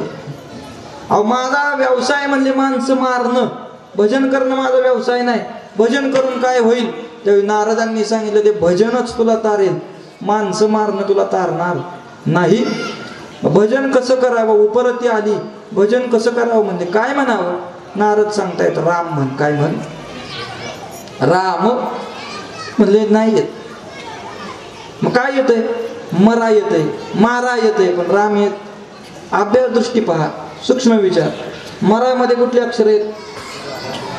रामामध्ये तीच, मरामध्ये तीच. मरा येत होतं आणि राम येत नव्हतं. कारण बहुता सुकृताची जोडी मनोनी विठ्ठली आवडी अनंत जन्माची असेल सामुग्री तरीच नामची भागरी येईल श्रीरामाची. अनंत जन्माचं पुण्य असेल तर मुखाला नामचिंतन येतं. नामाचं चिंतन सहज मुखाला घडत नाही. वाल्मिकांना उपदेश केला. म्हणले मरा मरा तरी म्हण. मरा मरा मराचं काय झालं? मरा मरा मराचं राम राम राम झालं. वाल्मिक तरीला उलट्या नामी, उलट्या नामाच्या चिंतनाने तरला. किती तरला? महाराज म्हणले किंकर होता पण कोण झाला? वाल्मिक किंकर. वंद्य केला. किती वंद्य केला? किती वंद्य व्हावं? जीवनामध्ये वाल्मिका इतकं वंद्य व्हावं. एवढ्या ब्रह्महत्येची पातक मस्तकावर होती तरी सुद्धा एवढे वंद्य झाले, एवढे वंद्य झाले की केले रामायण रामादी. बरं नुसत्या लिहिण्याला महत्व नाही, लिहून कुणीही ठेवेल. नियमावली लिहिण्याला महत्व आहे का नियमात वागण्याला महत्व आहे? आता वारकऱ्याचे नियम फार लिहून ठेवले सगळ्यांनी, सांगून सगळ्यांनी ठेवले, पण पाळतं कोण? वारकऱ्याच्या बाबतीत सगळे नियम आहेत. टाळाला गादी असावी, पकवाजाला गवसणी असावी, विनेकऱ्याला उभं राहायला असं नसावं, कीर्तन झाल्यावर आरती असावी. इथं देव उभा आहे म्हटल्यानंतर आरती झाल्याशिवाय कीर्तन संपू नये. सगळे नियम आहेत, पण पाळतं का कोण? जे पाळणारे असतील त्यांच्या चरणावर नतमस्तक, न पाळणाऱ्याला दंडवत. पण एवढे नियम लिहिण्याला महत्व नाही. मला सांगायचे लिहिलेलं पाळलं तर त्याच्या जीवनाची काय उत्क्रांती आहे ना, सार्थकता आहे. वाल्मिकांनी लिहिलं आणि लिहून नुसतं वाया नाही गेलं. देव सांगतायत बोलिला वाल्मिक तैसेची करीन वर्तो निदावीन म्हणे नामा. जसे वाल्मिक बोलले तसं मी करीन. नुसतं एवढं नाही, देव म्हणले त्याच्या शब्दाला तडा जाऊ देणार नाही. भावार्थ रामायणात नाथ महाराज सांगतात माझ्या वाल्मिकाचे वचन, माझ्या वाल्मिकाचं वचन एवढं सुद्धा खोटं ठरणार नाही. किंकर होते पण कोण झाले? वंद्य केला. एवढे वंद्य केले आणि वंद्य झाल्यानंतर त्यांनी प्रश्न विचारला, नारदा तुम्ही मला नामाचं चिंतन दिलं म्हणले, त्या रामनामाच्या चिंतनाने माझ्यासारखा किंकर सुद्धा इतक्या मोठ्या वंद्यतेला पोहोचला. या पाठीमागचं कारण काय आहे म्हणले? त्या रामनामात असं काय महत्व आहे? ते नारद महर्षी सांगतायत रामनामाचं महत्व तुला सांगतो, मी सांगतो एवढं कर म्हणले. फक्त कैलासामध्ये एकदा रामकथा करा. तर कैलासामध्ये रामकथा करा म्हटल्यानंतर वाल्मिक म्हणले तुम्ही परवानगी आणा. परवानगी आणल्यावर मी कथा करतो. नारद कैलासामध्ये गेले. कैलासामध्ये जाऊन बसल्यानंतर नारदांनी विनंती केली, देवा तुमच्या आवडीचा विषय म्हणजे राम आहे आणि त्या रामाच्या जीवनावरती माझ्या शिष्याने 100 कोट श्लोकामध्ये रामायणाचा विस्तारित ग्रंथ केलेला आहे. त्या 100 कोट श्लोकाच्या रामायणाची कथा तुमच्या समोर व्हावी अशी विनंती आहे. भगवान शंकर सांगतायत राम हा माझा अत्यंतिक आवडीचा विषय, पण कैलासात कथा ऐकणार कोण म्हणले? भूते वेताळ नाचती हर्षयुक्त उमापती. इथं ऐकायला कोण आहे? नारद म्हणले आमंत्रणाची काळजी तुम्ही करू नका, कथेला लोक आणायची जबाबदारी माझी. ठीक आहे, तिथी ठरली, दिवस ठरले आणि दिवस ठरल्याबरोबर एका दिवसात नारदांनी आमंत्रण पोहोचवली. ते त्रिभुवनी गमन नारदा, त्रिभुवनामध्ये गमन केलं, सगळ्यांना आमंत्रित केलं. पाताळामध्ये दैत्य दानव सांगितले, मृत्यूलोकामध्ये मानव सांगितले, वरती जाऊन देव सांगितले आणि सगळ्याचं चिंतन केलं. सगळे आले, बसले, रामकथा पार पडली आणि रामकथा पार पडल्यानंतर सांगतेची आरती झाली आणि आरतीच्या वेळी आता जिथं मानव गेलाय तिथं भांडण नाही असं होईल का? जिथं माणूस ही जात गेली तिथं भांडण नाही असं कधी होतं का? माणूस जातीकडून गेलेले ऋषी होते काश्यप नावाचे, ज्या गोत्रापासून आपण सगळे उत्पन्न झालो, सगळ्याची गोत्र विभागली गेली, ते काश्यप गोत्र. काश्यप मुनी तिथं गेले आणि काश्यप ऋषी सांगतायत, वाल्मिका सुंदर रामायण केलं म्हणले, रामायणाची कथा पार पडली, आता ते रामायण मला दे. हे पाहिलं दैत्यांनी. दैत्य म्हणले ज्या अर्थी मानव मागतोय ना त्या अर्थी यात काहीतरी गुह्य असलं पाहिजे, ज्या अर्थी मानवाला देणार त्या अर्थी दानवाला सुद्धा पाहिजे. तर दानव मागू लागले, मानव मागू लागले, मग देव शांत राहतील का? देव म्हणले आम्हालाही पाहिजे. तर आम्हालाही पाहिजे म्हटल्यानंतर मात्र वाद पेटला, विकोपाला गेला. नारदांनी 100 कोटी रामायणाचे श्लोक भगवान शंकरासमोर ठेवले आणि भगवंताला सांगतायत याचं वाटप तुम्ही करा देव. तिघामध्ये 100 कोटी श्लोक वाटायचे. 333 लाख 333 लाख 333 लाख वाटले, 33,000 33,000 33,000 वाटले, 333 333 333 वाटले. खाली राहिला एक श्लोक, अनुष्टुप छंदातला श्लोक आहे. अनुष्टुप छंदातला श्लोक अष्टावधानी, 8 चोक 32 अक्षराचा श्लोक आहे. किती जणांच्यात वाटायचा आहे? 3 जणांच्यात वाटायचा आहे. देव म्हणले सगळ्या 100 कोटाची वाटणी तुमच्या मनासारखी केली, आता या श्लोकाची वाटणी माझ्या मनासारखी. ठीक आहे म्हणले तुम्ही करा. 32 अक्षर वाटायचे किती जणांच्यात? 3 जणांच्यात. देव म्हणले आता ही वाटणी मी करतो. 10 10 10 दिली, खाली किती राहिली? म्हणले सगळं वाटलं, आता 2 राहिलेली माझी. काय म्हणले भगवंत? 2 राहिलेली माझी. तिघांनी एकमेकाकडे पाहिलं, म्हणले एवढं 100 कोटी सगळं वाटप करून टाकलं, म्हणजे 2 अक्षरांनी काय फरक पडायचा आहे? काय तेवढं सांगा म्हणले देवा. देव म्हणले सगळं रामायण तुम्हाला घ्या, फक्त 2च अक्षर मला ठेवली. ती 2 अक्षर कुठली आहे तेवढी सांगा म्हणले. फक्त देव सांगतायत कुठली 2 अक्षर आहेत? राम राम 2 अक्षरे, राम राम 2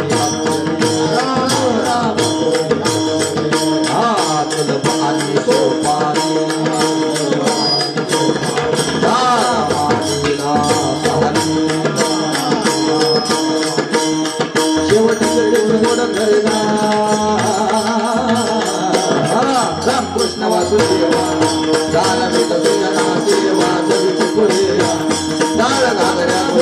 रामकृष्ण वासुदेवा शेवटची गोड खरे रामकृष्ण वासुदेवा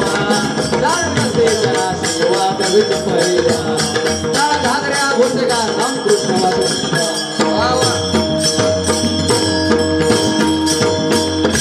माझे जातीचे माझं भेटो कोणी, रामकृष्ण वासुदेवा. महाराज सांगतायत कुठले अक्षर आहेत? राम राम 2 अक्षरे. ही 2च अक्षर भगवंताने जवळ ठेवली. वाल्मिकांच्या हाताला नारदांनी धरलं आणि समोर आणलं. हे महत्व आहे रामनामाचं. तुझ्या नावाने तरला, ती कंठामध्ये कुणी धारण केली असतील तर कंठी धरली आपण. शंकरे प्रत्यक्ष भगवंताने जे अक्षर कंठामध्ये धारण केली ते चिंतन तू केलं, म्हणून ब्रह्महत्या राशी, पातके अपार, वाल्मिक किंकर वंद्य केला. अजामेळ तरला, बिल्ली तरली, कुंटिनी तरली, वाल्मिक तरला. हे सगळे तरले कशामुळे तरले? यांचं थोर पण पाहिलं. महाराज सांगतायत हे सगळे तरले फक्त नामाच्या चिंतनामुळे तरले. भगवान परमात्म्याने जीवनात अंगीकार करावा असं वाटत असेल तर इथं थोरपणा पाहिला जात नाही. इथं प्रमाणबद्धता काय असेल तर तुकोबराय सांगतात, तुका म्हणे येथे भजन प्रमाण काय थोरपण जाळावे ते. इथं प्रमाण काय असेल? भजन आहे. भजन म्हणजे काय एवढंच सांगतो, आता फार लांब होत नाही, एवढं सांगून सेवा संपवतो. भजन, भजन या शब्दाचा अर्थ काय? महाराज सांगतायत भजन या शब्दाचा अर्थ 9 प्रश्न विचारले ज्ञानोबरांनी तीर्थवळीत नामदेवरायला. किती? 9. पण आता 9 वाजले म्हणून सांगत नाही. 9 प्रश्न विचारले. 9 प्रश्नात एकच प्रश्न आपल्याला पाहायचा आहे. कुठला? कैसा साधावा तू सांग भजन विधी. भजन कसं साधावं? नामदेवरायाला प्रश्न विचारल्यानंतर ज्ञानोबरायांसमोर हात जोडले नामदेवरायाने, आणि हात जोडून नामदेवराय म्हणतात, माऊली तुम्ही विचारावं मी सांगावं असं माझ्याकडे काय हो म्हणले. तुम्ही सामर्थ्यशाली संत आहात, मी दुर्बळ आहे म्हणले. नव्हे बहुश्रुत नव्हे ज्ञानशील दास मी दुर्बळ वैष्णवांचा, मी वैष्णवांचा दुर्बळ दास आहे म्हणले.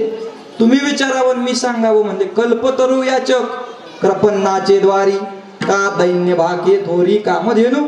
कल्पतरू गायीने, कृपन्न म्हणजे गरिबाच्या द्वारामध्ये यावं, आणि कल्पतरू वृक्षाने दैन्य भाकावाची स्थिती झाली म्हणले. इथं असं काही नाही म्हणले. पण आता तुम्ही विचारताय म्हणून सांगतो. पंढररायाच्या कृपेने माझ्या मुखाला जे येईल ते मी तुम्हाला सांगतो. ज्ञानोबरायांना भजन सांगतायत नामदेवराय, कारण नामदेवरायांनी भजनाशिवाय दुसरी साधना जीवनात केली नाही. भजनता या नाव वाटे मज गोड येरते काबाड वायावी. भजन ही एकमेव साधना केली. भजन करावं कसं?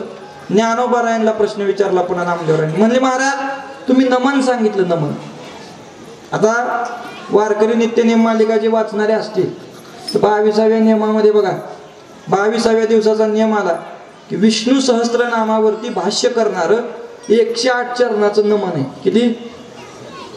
108 चरणाचं नमन आहे. विष्णू सहस्त्रनामावर भाष्य करतो त्याला नमन म्हणतात. ती नमनाची प्रक्रिया माऊली सांगतायत. कशी आहे? नमन लटिके नव्हे नव्हे नमन भलती आसीन साहे जये सका साह्य होय श्री निवृत्ती. नमना एवढा मंत्र नाही नाही धुंडिता शास्त्र विचारी लक्षण मात्र तोची जाणे येथीचे. नमन करी ब्रह्मा श्रेष्ठ नाभी कमळी धरी वैकुंठ. नमन करी निळकंठ तीर्थे मस्तकी वंदिता. आता वगैरे वगैरे फार व्यापक ओव्या आहेत त्या. हे सगळं सांगितल्यावर महाराज म्हणजे लय अवघड झालंय.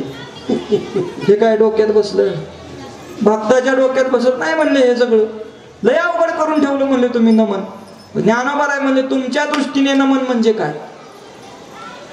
नामदेवराय सांगतात आमच्या दृष्टीने नमन असं आहे म्हणले, जर समोरून एखादा कोण चालत आला, सोपं सांगून जातो, जर समोरून एखादा कोण चालत आला, ठेवलेला टाळ आहे, त्याने आम्हाला टाळ मागितला, तर आनंदाने आम्ही तो टाळ उचलतो, त्याच्या गळ्यात देतो आणि त्याला भजन कर म्हणतो, त्याच्या पायावर मस्तक ठेवतो. असंच करतो ना आपण. त्याच्यामुळे तर इथं सगळी पोरं उभी दिसतात. हे नामदेवरायचं सांगतोय मी, आपण नाही सांगत. त्याच्या मस्तक चरणावर ठेवतो आणि त्याच्यामध्ये सुद्धा आम्ही कोण पाहतो? पंढरीश परमात्मा पाहतो. नमनते नम्रता न देखे गुणदोष आंतरी प्रकाश आनंदाचा. अंतकरणामध्ये आनंदाचा प्रकाश पडणं, दुसऱ्याचे गुणदोष न पाहणे आणि न गुणदोष पाहता त्याचा स्वीकार करणे, ही प्रक्रिया म्हणजे नमन आहे. आणि त्या नमनाच्या प्रक्रियेने अंतकरणात पडलेला आनंदाचा प्रकाश, या आनंदाच्या प्रकाशाने अंतकरणातील मितूपणा मावळणे, याचं नाव आहे भजन. अंतकरणामध्ये आनंदाचा प्रकाश पडणे, मितूपणा मावळणे. जेथ मितूपणा मावळला तिथं भजन ही प्रक्रिया सिद्ध झाली. मग भजनी भजनच करतात का? भजनात भांडणं आमच्या इकडे होतात, इथलं नाही सांगत. माझा अभंग का म्हणला म्हणून भजनात भांडणं होतात. आता अभंग ह्याचा आहे का तुकाराम महाराजांचा आहे? पण माझा अभंग का म्हणला, माझी चाल का म्हणली, नामदेवराय सांगतायत तिथं भजन सिद्ध होत नाही. जिथं मितूपणा संपला तिथं भजन प्रक्रिया सिद्ध झाली. ते भजनही कसं असावं? ते भजन प्रमाणात असावं. कसं असावं? प्रमाण. प्रमाण कशाला म्हणतात? संताच्या अक्षराला प्रमाण म्हणतात, गाण्याला प्रमाण म्हणत नाहीत. गाणी म्हणण्याला प्रमाण म्हणत नाहीत. प्रमाण शब्दाचा अर्थ आहे ज्या अक्षरावरती भगवान परमात्मा मस्तक टेकवतो. प्रमाण त्यांच्या बोला देव भक्ताचा अंकिला. ज्या अक्षरांचा अंकित प्रत्यक्ष भगवान परमात्मा आहे त्याला प्रमाण म्हणतात. आणि ती प्रमाणबद्ध भजनशीलता ज्यांनी जीवनामध्ये ठेवली, महाराज सांगतायत त्यांचं थोरपण कधी परमात्म्याने पाहिलं नाही. उलट पक्षी असं निष्प्रह भजन ज्यांनी जीवनामध्ये केलं, अंगीकार ज्यांचा केला नारायणी, निंद्यतेही तेने वंद्य केले ज्ञानेश्वर माऊली.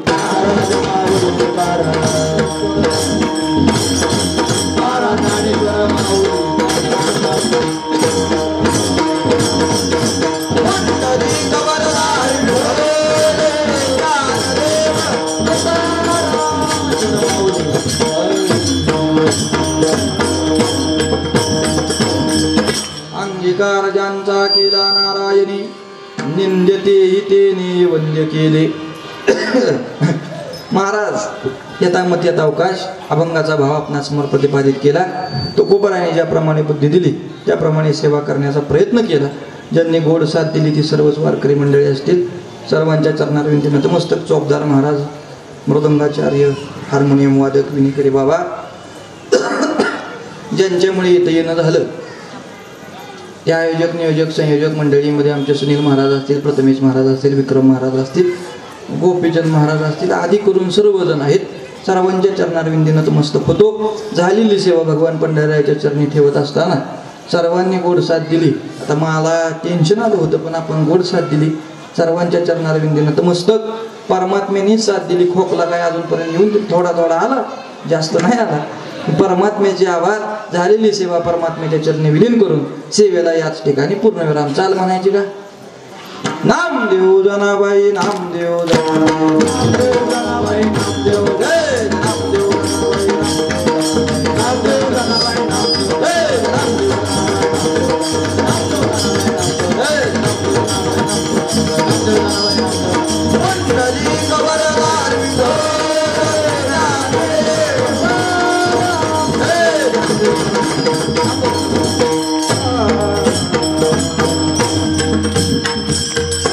तुका म्हणे येथे भजन,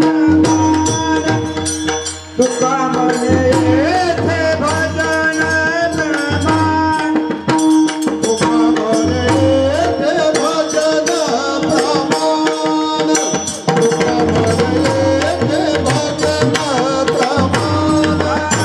तुका म्हणे येथे भजन प्रमाण, तुका म्हणे येथे भजन प्रमाण, तुका म्हणे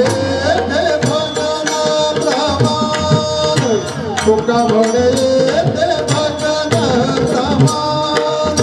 काय थोरपण जाळावे, काय थोरपण जाळावे, तारेली कुंडी तारे काय थोरपण जाळावे, काय थोरपण जाळावे.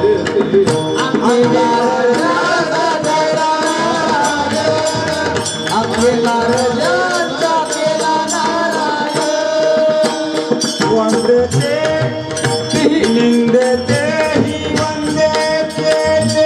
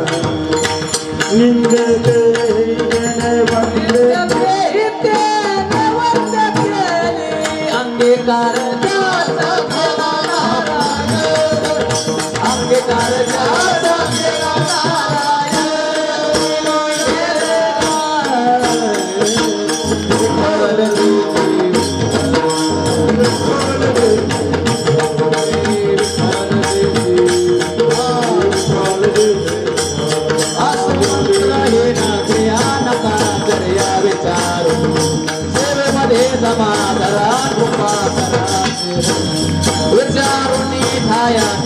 येथे भावरा सेवेमध्ये जमा धरा कृपा धरा आता तुम्हाला वाचे देवा नाही देवा सेवेमध्ये जमा धरा कृपा धरा ज्ञानदेव तुकाराम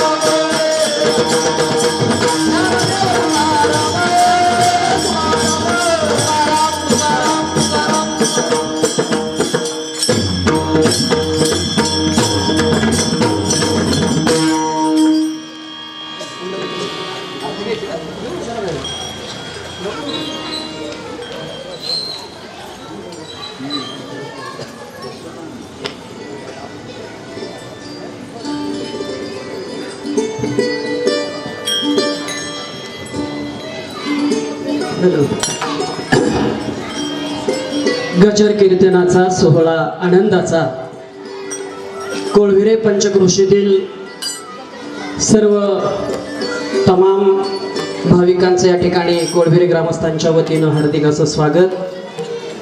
बुडती हे जनन देखवे डोळा येतो कळवळा म्हणून या जगाच्या कल्याणा संतांच्या विभूती देह कष्टवेती परोपकारे या संतांच्या वचनाप्रमाणे गेल्या 41व्या वर्षापूर्वी आपल्या पुरंदरचं रत्न शिवरी गावचे आमचे कैलासवासी हरिभक्त परायण जगन्नाथ महाराज कामथे यांच्या हस्ते या ठिकाणी भैरवनाथ मंदिरामध्ये अखंड हरिनाम सप्ताहाची कोळवेरे गावामध्ये सुरुवात झाली आणि आज 41व्या वर्षानंतर एवढा मोठा जनसमुदाय पाहिल्यानंतर त्यांच्या या प्रयत्नांना निश्चित परमेश्वरानं यश दिले असं म्हणायला काही हरकत नाही. 41व्या वर्षाची आज सकाळी विना पूजनानं सुरुवात झाली. हरिपाठानंतर आज पहिल्या दिवसाची कीर्तन सेवा कीर्तन पुष्प. खरं तर आपल्या पुरंदरची माती जेवढी पवित्र आहे, शूरांची भूमी, वीरांची भूमी, संतांची भूमी आणि अशा या भूमीमधलं हे पहिलं कीर्तन करण्याची सेवा करण्याची संधी आपल्या पुरंदरच्याच रत्नाला मिळते. याबद्दल आम्ही पुरंदरवासीय निश्चितच आनंदित आहोत आणि समाधानी आहोत. आजच्या पहिल्या कीर्तनाची सेवा हरिभक्त परायण आपल्या वीर गावचं भूषण सन्माननीय अमे महाराज शिंदे यांनी आज या ठिकाणी आपल्या सर्वांना आपल्या अमृतवाणीतून मंत्रमुग्ध केलं. खरं तर माणूस कधी जन्माला येतो, कुठं जन्माला येतो आणि कधी जातो हे कोणालाही माहीत नाही, परंतु जन्म आणि मृत्यू याच्या मधलं अंतर म्हणजे आपलं जीवन आणि या जीवनामध्ये करणारा खऱ्या अर्थानं जो पारमार्थिक आहे तो पारमार्थिकच आज या मंडपामध्ये आपल्याला बसणारा दिसते. आपल्या पुरंदरच्या रत्नाकडून आपल्याला आज पहिल्या दिवसाची कीर्तन सेवा ऐकायला मिळाली. याचं सौजन्य खरं तर हा अखंड हरिनाम सप्ताह सुरू असण्या पाठीमागं खरंच खऱ्या अर्थानं सर्व दानशूरांच्या या ठिकाणी मदतीचे हात आहेत आणि म्हणून अशा पद्धतीची कीर्तन सेवा आपणा सर्वांना या ठिकाणी ऐकायला आणि पाहायला मिळते. आणि म्हणून या दानशूरांच्या या ठिकाणी नामोल्लेख करावा या उद्देशानं आज पहिल्या दिवसाची कीर्तन सेवा हरिभक्त परायण संत पूजन श्री सोनबाजी बनकर, हरिभक्त परायणजी संत पूजन श्री गोपीनाथजी शिंदे, हरिभक्त परायण श्री शामराव गरुड, हरिभक्त परायण श्री हरिभाऊ गरुड आणि हरिभक्त परायण आमचे दानाजी महाराज घोरपडे या संत महात्म्यांनी आजची ही कीर्तन सेवा या ठिकाणी आपल्या सर्वांसाठी उपलब्ध करून दिली. मी या सर्व दानशूर व्यक्तींना विनंती करतो की आजच्या दिवसाची कीर्तन सेवा ज्यांनी या ठिकाणी सादर केली ते आमचे हरिभक्त परायण अमे महाराज शिंदे यांच्या हस्ते या सर्व सन्माननीय संयोजकांचा आणि आयोजकांचा या ठिकाणी मी सत्कार करू इच्छितो. मी सोमनाथजी बनकर, गोपीनाथजी शिंदे, शामरावजी गरुड, हरिभाऊ गरुड आणि दानाजी घोरपडे या मान्यवरांना विनंती करतो की आपण या ठिकाणी आपला सन्मान स्वीकारायचा आहे.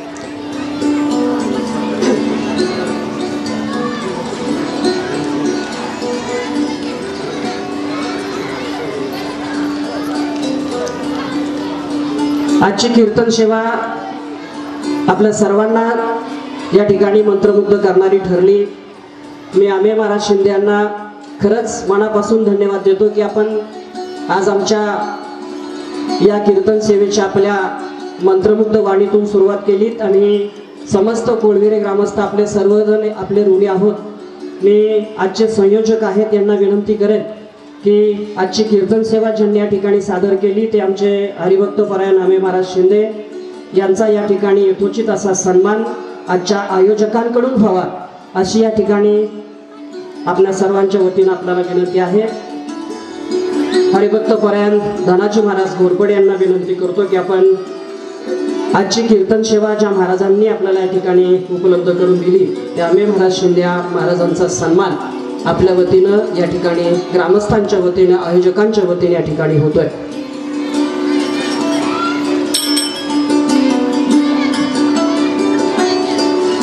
पहिल्या दिवसाची कीर्तन सेवा या ठिकाणी ज्या पद्धतीने आपल्याला उपलब्ध करून दिली त्याचबरोबर सकाळचा नाश्ता या ठिकाणी हरिभक्त परायण निवृत्ती विठ्ठल साळुंके महाराज आणि हरिभक्त परायण हनुमंत शंकर कुंभार महाराज यांनी आपल्याला सकाळची नाश्त्याची सेवा उपलब्ध करून दिलेली आहे. त्यांचाही या ठिकाणी सन्मान होतोय. त्यांनाही या ठिकाणी विनंती आहे की आपण महाराजांच्या हस्ते या ठिकाणी सन्मान स्वीकारण्यासाठी व्यासपीठाकडे यायचंय. त्याचबरोबर आजची पंगत गतवर्षीप्रमाणे आपला शिवकृपा तरुण मंडळ खैरेवाडा आणि समस्त खैरे आणि जगताप परिवार गेल्या वर्षीही पहिल्या दिवसाची महाप्रसादाची योजना आणि सेवा याच वाड्यानं याच खैरे आणि जगताप कुटुंबियांना दिलेली होती. तो शब्द याही वर्षी त्यांनी पाळलेला आहे. त्यांनाही या ठिकाणी द्यावेत तेवढेच धन्यवाद थोडे आहेत. यांच्या वतीनं मी सर्व भाविकांना विनंती करेल की या कीर्तन सेवेनंतर आपण सर्वांनी महाप्रसादाची या ठिकाणी सर्वांनी लाभ घ्यायचा आहे. मी खैरेवाडा जगताप आणि खैरे परिवारातील मान्यवरांना विनंती करेन की आपण या ठिकाणी महाराजांच्या हस्ते आपला सन्मान स्वीकारण्यासाठी व्यासपीठाकडे यायचं आहे. त्यानंतर आजची जागराची सेवा घाटेवाडी त्याचबरोबर दत्त प्रासादिक मंडळ भजनी मंडळ मांडकी यांची आज या ठिकाणी जागराची सेवा आहे. त्याही जागर मंडळींनाही विनंती आहे की आपण आपल्या थोड्याच वेळामध्ये जागरही सुरू करायचं आहे. आपलाही या ठिकाणी सन्मान होतो. आपण या ठिकाणी सन्मानाला यायचं आहे. त्याचबरोबर उद्याची सेवा खरं तर आपण सर्वजण लॉकडाऊनमध्ये काय शिकलो मला माहीत नाही, परंतु लॉकडाऊनने आपल्याला भरपूर शिकवलंय. चांजाड चौकडी आपण जर यूट्यूबला चॅनल उपलब्ध केलात ओपन केला तर आपल्याला सर्व काही त्या ठिकाणी पाहायला मिळेल. तर आपले खरं तर बाळासाहेब त्यांचं नाव भरत महाराज शिंदेच आहेत. उद्या आपल्याला ही कीर्तन सेवा उपलब्ध होणार आहे. जे मंडळी आलेले नसतील त्यांना आपण आवर्जून निरोप द्यावा की उद्याची ही कीर्तन सेवा आपल्याला चांगल्या पद्धतीनं आज ज्या पद्धतीनं आमे महाराज शिंदे यांनी आज आपल्याला मंत्रमुग्ध केले तशाच पद्धतीनं भरत महाराज उर्फ बाळासाहेब शिंदे हेही आपल्याला उद्या या ठिकाणी अशाच पद्धतीनं मार्गदर्शन करतील. सर्व ग्रामस्थांना विनंती आहे आपण उद्याही अशाच पद्धतीनं बहुसंख्येनं या कीर्तन सेवेचा लाभ घ्यायचा आहे. उद्याची नाश्त्याची सेवा हरिभक्त परायण रामभाऊ महाराज साळुंके हरिभक्त परायण शंकर महाराज धोत्रे हरिभक्त परायण बाळासाहेब बारवकर आणि हरिभक्त परायण माणिक साहेबराव खैरे महाराज यांची उद्या सकाळची नाश्त्याची सेवा आहे. त्यानंतर संध्याकाळच्या महाप्रसादाची सेवा हरिभक्त परायण प्रीतम प्रल्हाद रणनवरे हरिभक्त परायण राजन पांडुरंग झगडे आणि हरिभक्त परायण रोहन तानाजी पवार यांची उद्या महाप्रसादाची सेवा उपलब्ध आहे. आणि त्याचबरोबर प्रकाश जगन्नाथ वाघ PSI महाराज यांनी या ठिकाणी महाप्रसादाची सेवा उपलब्ध करून दिलेली आहे. उद्याचा हरिजागर आहे पवारवाडी. त्याचबरोबर आपल्या गावामध्ये ज्यांचं मेडिकल आपण बऱ्याच वर्षांपासून पाहतो ते आपले कड महाराज यांच्या कन्या हरिभक्त परायण गुरुलानीताई कड आणि त्यांचे सर्व सहकारी पुणे भजनी मंडळ यांची उद्या आपल्याला जागराची सेवा या ठिकाणी ऐकायला मिळणार आहे. सर्व मान्यवरांचं पुन्हा एकदा या ठिकाणी मी आवर्जून ऋण व्यक्त करतो. श्री सिद्धेश्वर वारकरी शिक्षण संस्था आळंदी या सर्व आलेल्या वारकरी संप्रदायातील सर्व मान्यवरांचा या ठिकाणी यथोचित असं मी नामोल्लेख करतो. कोळवेरे पंचक्रोशीतील सर्व मान्यवरांच्या या ठिकाणी मी ऋण व्यक्त करतो. आणि कोळवेरे बरोबर आजूबाजूच्या गावामधून आलेले सर्व मान्यवर आहेत त्यांचंही या ठिकाणी कोळवेरे ग्रामस्थांच्या वतीनं मी हार्दिक असं स्वागत करतो. आजची कीर्तन रूपी सेवा या ठिकाणी संपन्न झालेली आहे. काही सूचना आपल्याला मिळतील त्यानंतरच आपण महाप्रसादासाठी जायचंय. थांबा उठू नका कोणी 1 मिनिट. पहिली सूचना अशी, तुमच्या बरोबर जी मुलं येतात ते तुमच्या पशीच बसवा. आमची 2 माणसं त्यांची राखण करायला जातात. इकडं आवाज देतात काय पण, त्यामुळे जरा तुमची पोरं सांभाळा. दुसरी गोष्ट असं